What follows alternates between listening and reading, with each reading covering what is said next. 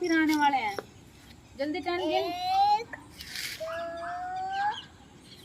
3 4 5 6 7 8 क्यों मैंने पढ़ लिया। 8 तक गिनी, आगे तो गिन, वो आ गए देख। 1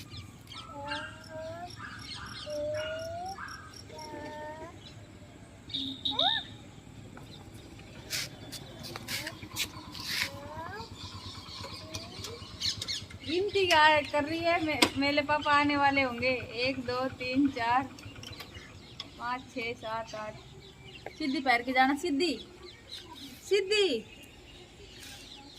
ये सीधी है। कौन आया है? ये पापा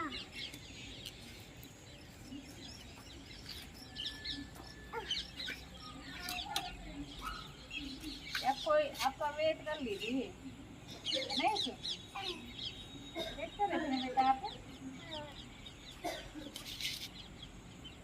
लाइए किलो मत देते।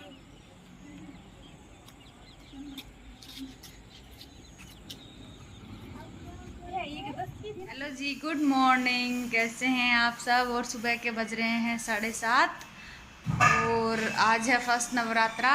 तो सबको सबसे पहले तो हैप्पी नवरात्रि। सबको मतलब माता रानी खूब खुशियाँ दे, आगे जीवन में तरक्की करने की कामना के साथ शुरू करते हैं भाई हम ये नवरात्रे।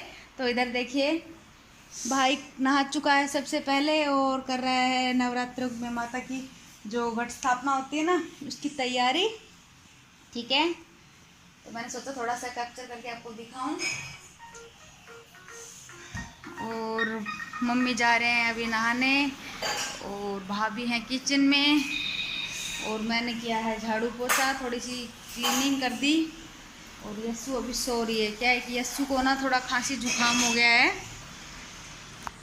तो उससे वो काफ़ी परेशान हुई है रात को काफ़ी।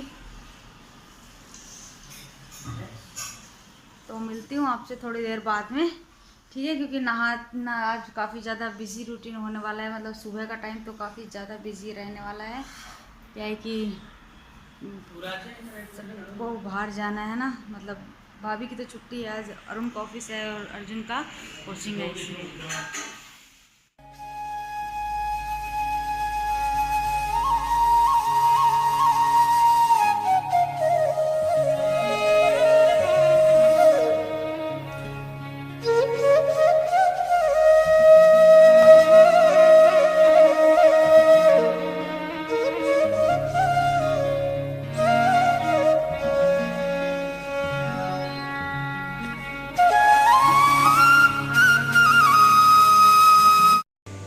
तो जी अरुण भाई ने सारी पूजा की जो सामग्री होती है और जो भी कुछ पूजा में के अंदर चाहिए होता है वो सब कुछ यहाँ पे रख दिया है।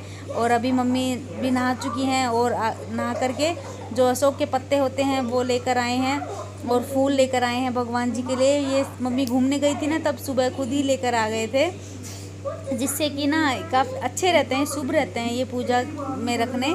तो मम्मी कलश के ऊपर ये सब सजा रही है। और यहाँ पे देखिए हम माता रानी की पूजा करना शुरू कर रहे हैं। और जब मतलब माता रानी भोग लेने के लिए आती हैं तो वो भोग अर्पित किया जा रहा है अभी माता रानी को।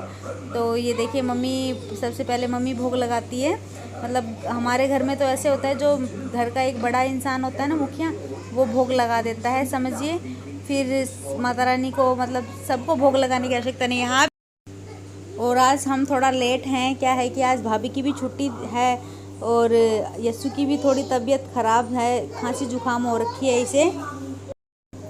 कल इसके पापा आए थे तो काफ़ी ज़्यादा खुश हुई थी, और जब जाने का वक्त आया उनके वापस घर पे तो मतलब ये मायूस हो गई थी। और तब से ही चिड़चिड़ी है ये, तब से चिड़चिड़ी हो रखी है। और यहाँ हम कर रहे हैं अभी आरती की तैयारी हो रही है। मतलब भोग लग चुका है माता रानी को और अब हम आरती करने वाले हैं। पता है जब नवरात्रि आती है ना तो मन के अंदर एक अजीब सा उल्लास, खुशी सी आ जाती है कि अब सारे के सारे त्यौहार आगे आने वाले हैं। सारे त्यौहार मतलब श्राद्धों के बाद में नवरात्रों से सारे त्यौहार शुरू हो जाते हैं एक तरीके से, जिससे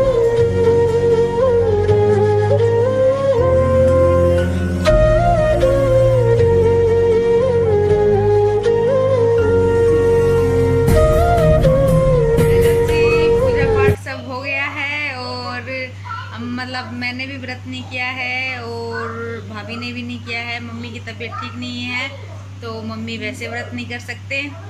और अब की बार बस खाली अरुण ने और अर्जुन ने, ये 2 ही लोग व्रत करने वाले हैं घर में। तो ऐसे बोल रहे हैं कि दोनों मिल बांट के कर लेंगे, जैसे 9 व्रत हैं तो 5 एक कर लेगा और 5 एक कर लेगा या 4 एक कर लेगा, ऐसे करेंगे। तो अब देखते हैं कौन सा कैसे करता है। वैसे आज अर्जुन का व्रत नहीं है, बस बड़े भाई का अरुण का ही व्रत है खाली। तो अभी देखते हैं, भगवान उसका व्रत अच्छे से जाए और उसकी जो मनोकामना पूरी हो माता रानी, बस यही कहती हूँ मैं तो। और जल्दी से जल्दी नया घर मिल जाए हमें। और हाँ, आप लोग मतलब कमेंट कैसे अजीब अजीब से कमेंट आते हैं, क्या बताऊँ मैं। बस बोलने को मन ही नहीं करता कई कमेंट्स के ऊपर तो, पर फिर भी आज कई दिन हो गए बस ये सेम यही कमेंट्स आ रहे हैं बस। और वो भी मतलब रेनू के खिलाफ आ रहे हैं। तो वो मेरे ब्लॉग में क्यों आ रहे हैं भाई? अगर आपको उसको कुछ बोलना है तो उसके ब्लॉग में, उसके कमेंट्स में जाके बोलिए ना। फिर भी चलो मैं आज रिप्लाई देने की कोशिश करती हूँ आपसे। क्या है कि अगर आप रेगुलर व्यूवर हैं रेनू के तो आपको पता होगा कि हमारा खुद का घर है या नहीं है, और मतलब हम किराए के घर में क्यों रहते हैं, सब कुछ आपको पता होगा। अगर फिर भी आप चाहते हैं कि मैं ये सब आपके साथ शेयर करूं तो कमेंट करके बता देना, मैं भी शेयर कर देती हूं।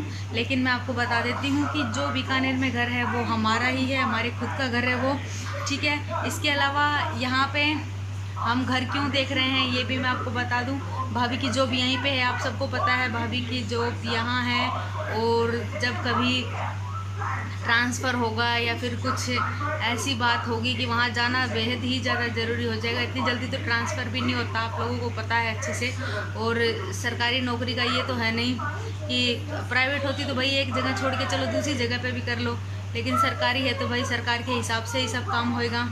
दूसरी बात, अरुण का काम भी सब यहीं पे है और अर्जुन की पढ़ाई लिखाई भी सब यहीं पे है और मेरा ससुराल भी यहीं पे है। मेरा ससुराल तो चलो मैं तो वहाँ भी करें में चली भी जाऊँ कभी कभार, बेटी का तो मायका कभी कभार जाने का होता है नहीं। लेकिन आप ये बताइए, ये लोग अगर वहाँ चले जाएंगे तो इनका काम कैसे चलेगा? तो यहाँ पे भी घर होना बहुत ही ज़्यादा ज़रूरी है। मतलब बीकानेर में वो जो घर है हम उसको बेच तो नहीं सकते। ऐसे बोलते हैं, जैसे मेरी मम्मी तो हमेशा एक ही बात बोलती है कि जो ज़मीन होती है ना वो दूसरी माँ होती है, तो अपनी माँ को कोई कैसे बेच सकता है, ठीक है। तो हम वो वाला घर नहीं बेच सकते। और यार आप इतने ज़्यादा क्वेश्चन उठाते हैं, मतलब हमने कई चीज़ें तो आपको बताई नहीं कि हमारा पैतृक घर भी है। अब कल को मैं आपको, जो कि आप लोगों ने देखा भी नहीं है, और कल को मैं उस घर के अंदर आपको ले जाऊँ, मतलब कभी मेरा जाना हुआ और मैं आपको वो वाला घर दिखाऊं तो आप लोग फिर सवाल खड़ा कर दोगे। ऐसे थोड़ी होता है यार। मतलब हम कोई कंफ्यूजन क्रिएट नहीं कर रहे, कोई आप कंफ्यूज मत होइए। वो वाला घर भी हमारा है, हम यहाँ ख़रीदना चाहते हैं, घर लेना चाहते हैं क्योंकि हमारी मजबूरी है। जहाँ पे काम धंधा होगा वहाँ घर होना बहुत ज़रूरी है।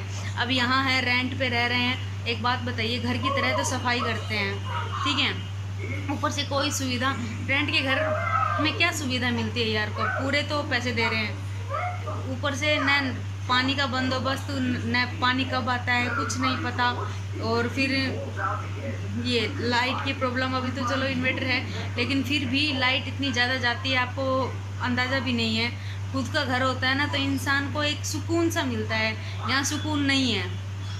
इसलिए खुद का घर होना बहुत ही ज़्यादा ज़रूरी है। बीकानेर में है तो हम वहाँ जाते हैं तो हमें बहुत ज़्यादा खुशी मिलती है, बहुत सुकून मिलता है। इसके अलावा जब हम हमारे खुद के घर में भी जाते हैं तो भी मतलब हमारा खुद का घर जो पैतृक जहाँ पे हम जन्मे हैं वहाँ पे भी बहुत खुशी मिलती है।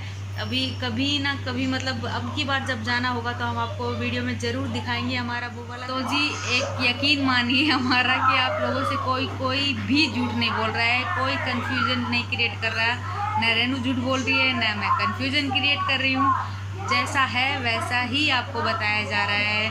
आप लोगों से झूठ बोलकर यार कहाँ जाएंगे, सोच के देखिए, ठीक है। अगर फिर भी आपको लगता है कि झूठ बोला है तो कोई कुछ नहीं कर सकता इस बारे में, ठीक है। तो जी अगर आपको आज का ब्लॉग अच्छा लगा हो तो प्लीज़ कमेंट कर दीजिएगा और लाइक ज़रूर करना वीडियो को, और चैनल पे नए आए हैं तो सब्सक्राइब पक्का से करके जाना। हम मिलते हैं नेक्स्ट ब्लॉग में, तब तक के लिए बाय बाय, टेक केयर, अपना ध्यान रखिएगा।